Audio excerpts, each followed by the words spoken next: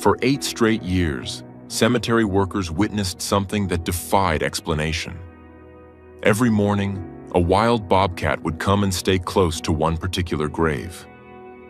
He settled there, perfectly still, keeping vigil for hours, regardless of the swirling snow or biting cold. The bobcat wasn't just visiting. Locals had seen him bringing gifts, a pine branch, a river stone, or a feather, and placed them carefully on the particular grave. This was Toldo, and his devotion would challenge everything scientists thought they knew about wild creatures. Was it loyalty, memory, or something far deeper? Something that defied what we believe animals can feel. Before we start, hit the like button and make sure to subscribe if you haven't, and hit that notification bell so that you won't miss any new stories. The morning mist clung to the mountainsides of Whitefish, Montana, like a veil draped over sleeping giants. In the valley below, where the town nestled between ridges of pine and spruce, 73-year-old Renzo Morrison wrapped his weathered hands around a steaming mug of coffee. The ceramic warmed his arthritic fingers as he gazed through the kitchen window at the forest edge, where shadows still pooled beneath the towering evergreens. Renzo had lived alone in his cabin for 5 years now, ever since Martha had passed. The solitude suited him well enough. He had his woodworking, his garden, and the endless conversation of the wilderness. But on this particular October morning, something would change the trajectory of his remaining years in ways he could never have imagined. The first sign of trouble came as a faint mewling sound, barely audible over the morning bird song. Renzo set down his coffee and stepped onto the porch, his boots creaking against the worn planks. The sound came again, weaker this time, from somewhere near the woodpile he'd been splitting the day before. Moving with the careful deliberation of someone who'd learned not to startle wild creatures, Renzo approached the stacked logs. There, wedged between 2 pieces of split pine, was a sight that made his breath catch. A bobcat kitten, no more than 8 weeks old, lay twisted at an unnatural angle. Its hind leg was clearly broken, and dried blood matted the tawny fur along its flank. The creature's eyes, golden and unfocused, flickered open at Renzo's approach. "Sweet mercy," Renzo whispered, his voice rough with concern. The practical part of his mind knew he should leave it be. Nature had its own brutal arithmetic, and interfering rarely ended well. But something in those amber eyes, something beyond mere animal instinct, held him fast. 20 years of living in these mountains had taught Renzo much about wildlife. He knew that bobcat mothers were fiercely protective, that they rarely abandoned their young unless something catastrophic had occurred. Scanning the tree line, he saw no sign of an adult cat. The kitten's mother was either dead or had been forced to abandon this injured baby to save her other offspring.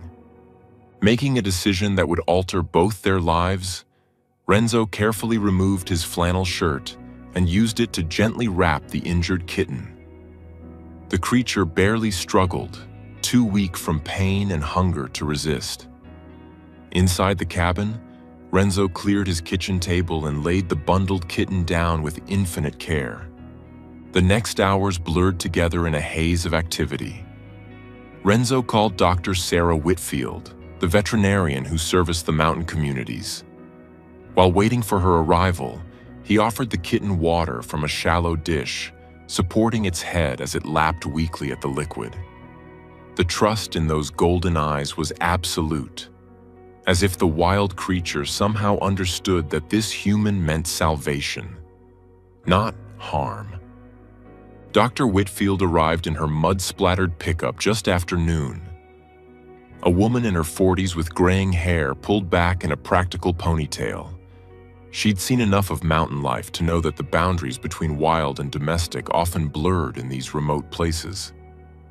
"Renzo Morrison, what have you gotten yourself into now?"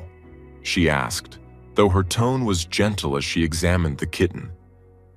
"Couldn't leave him to die, Sarah. Just couldn't." She worked with practiced efficiency, setting the broken leg, cleaning and stitching the wounds, administering antibiotics. "He's lucky you found him when you did. Another day, maybe less, and infection would have taken him. The leg will heal, but it'll take weeks of care. You sure you're up for this?" Renzo looked at the sedated kitten, so small and vulnerable on his kitchen table. "Reckon I've got nothing but time these days." Sarah studied him for a moment, recognizing the loneliness that pooled in the corners of his eyes. "All right then, but you know the law. Once he's healed, he needs to go back to the wild. And Renzo, don't get too attached. Wild things have wild hearts. But attachment, like love itself, rarely asks permission before taking root." Renzo named the kitten Toldo after his grandfather who'd emigrated from Italy generations ago. A man who'd been both fierce and gentle, wild and devoted. The name seemed to fit the recovering Bobcat perfectly. For the first week, Toldo could barely move, the splint on his leg keeping him immobile. Renzo fashioned a bed from old wool blankets near the fireplace, where the warmth could seep into the kitten's bones. Every 4 hours, day and night, Renzo would warm goat's milk mixed with the special formula Dr. Whitfield had provided. He'd cradle Toldo in the crook of his arm, feeling the rumble of purrs that seemed too large for such a small body. As the days passed, Toldo's strength returned incrementally. His eyes grew brighter, tracking Renzo's movements around the cabin with keen interest. By the 3rd week, Toldo was attempting to walk, dragging the splinted leg behind him with determination that made Renzo's chest tight with admiration. The old man would sit on the floor for hours, encouraging the kitten with gentle words and pieces of raw rabbit meat. Their bond deepened with each passing day, built on a foundation of trust and mutual need that transcended the typical boundaries between human and wild animal. The mountain community soon heard about Renzo's unusual house guest. Neighbors would stop by with offerings, fresh-caught fish, rabbit, even deer meat from successful hunts. They'd sit on Renzo's porch, watching through the window as Toldo practiced walking, his gait growing steadier each day. "Never seen anything like it," muttered Tom Bradley, who ran the general store in town. "That cat looks at you like he understands every word you're saying." And perhaps he did. As winter descended on the mountains, blanketing everything in pristine white, Toldo had grown from a helpless kitten into a young bobcat of impressive size. The splint had long since been removed, and though he walked with a barely perceptible limp, he was otherwise fully recovered. Dr. Whitfield had visited several times, each time suggesting that Toldo should be released back into the wild. But something unexpected had occurred. Toldo showed no interest in leaving. Renzo had gradually given him more freedom, first opening the cabin door during the day, then leaving it cracked at night. The bobcat would venture out, sometimes disappearing for hours, but he always returned. He'd slip back through the door with the silent grace of his species, often carrying a gift, a mouse, a bird, once even a small rabbit, which he'd lay at Renzo's feet with what could only be described as pride. The first time Toldo accompanied Renzo on his morning walk, the old man had been splitting kindling when he sensed a presence. Turning, he found the bobcat sitting on a nearby stump, watching intently. When Renzo gathered the split wood and headed toward the cabin, Toldo fell into step beside him, maintaining a respectful distance but clearly choosing companionship. This became their routine. Mornings meant coffee for Renzo and fresh meat for Toldo, followed by walks through the snow-laden forest. The bobcat would range ahead and to the sides, investigating scents and sounds, but always circling back to check on his human companion. In the evenings, they'd sit by the fire, Renzo in his worn leather chair with a book, Toldo stretched out on the warm stones of the hearth.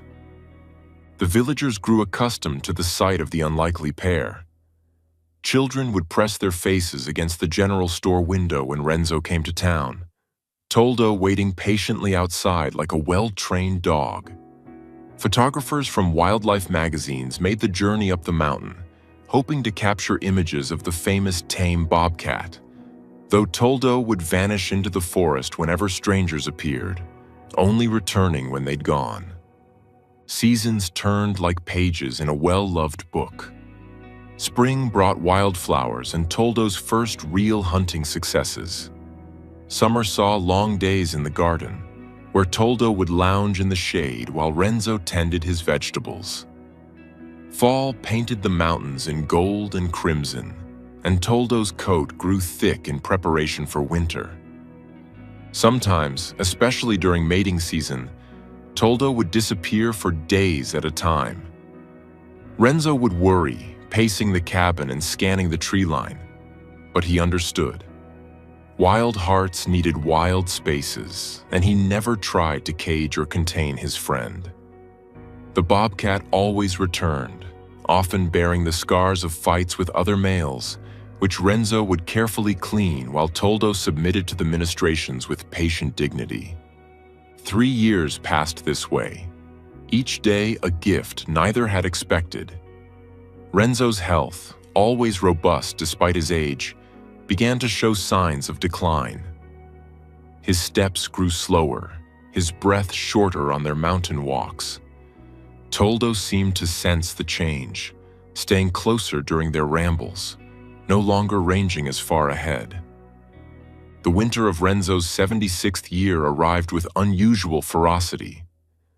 Blizzards swept down from Canada, burying the mountain communities under feet of snow.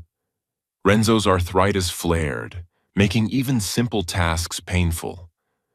But every morning he'd still brew his coffee, and Toldo would still appear for breakfast, their routine unbroken by age or weather. On a particularly bitter January night, Renzo felt a strange heaviness in his chest. He'd been feeling poorly for days, but had attributed it to the cold. As he settled into bed, Toldo did something unusual. Instead of taking his customary place by the dying fire, the bobcat leaped onto the bed, something he'd never done before, and curled against Renzo's side. "Getting soft in your old age too, eh, boy?" Renzo murmured, his hand finding the thick fur behind Toldo's ears. The bobcat's purr rumbled through the darkness, a sound like distant thunder, comforting and eternal. Renzo Morrison passed away that night, his hand still resting on Toldo's head, a peaceful expression on his weathered face. It was Toldo's behavior the next morning that alerted the neighbors. The bobcat's yowling, a sound of pure distress, echoed across the valley. Tom Bradley, coming to check on Renzo after the storm, found the old man in his bed with Toldo standing guard, refusing to let anyone approach until Dr. Whitfield arrived and spoke to him in the gentle tones he remembered. The funeral was held 3 days later. The small cemetery on the hillside overlooking the valley Renzo had loved so deeply. The entire community attended, their breath forming clouds in the frigid air as Pastor Williams spoke about the grace found in unexpected friendships and the bridges that could be built between the human and natural worlds. As the pallbearers carried the simple pine casket to the grave, a movement at the forest edge caught everyone's attention. Toldo emerged from the trees, his golden eyes fixed on the procession. Without hesitation, he fell into step behind the casket, his head low, his gait measured and solemn. The mourners parted to let him pass, many wiping tears from their eyes at the sight.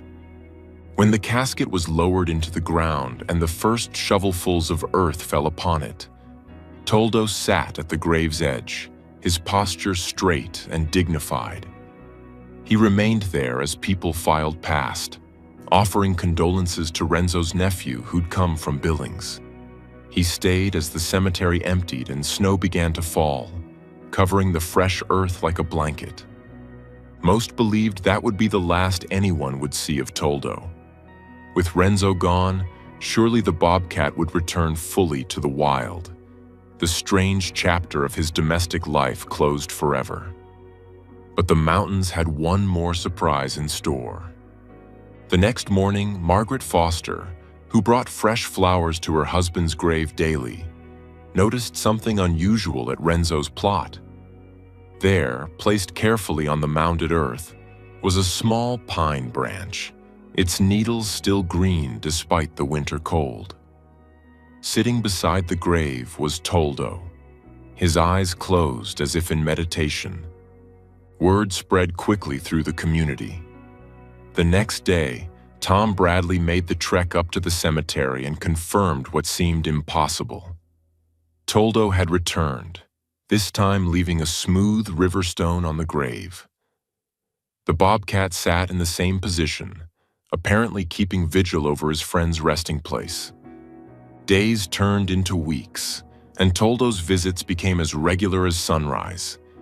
Each day, he would bring something: a twig, a leaf, a feather, small tokens laid with deliberate care on Renzo's grave.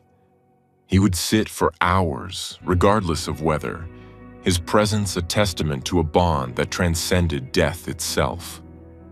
Dr. Whitfield, the pragmatic veterinarian who'd warned against getting attached, found herself bringing her camera one gray February afternoon.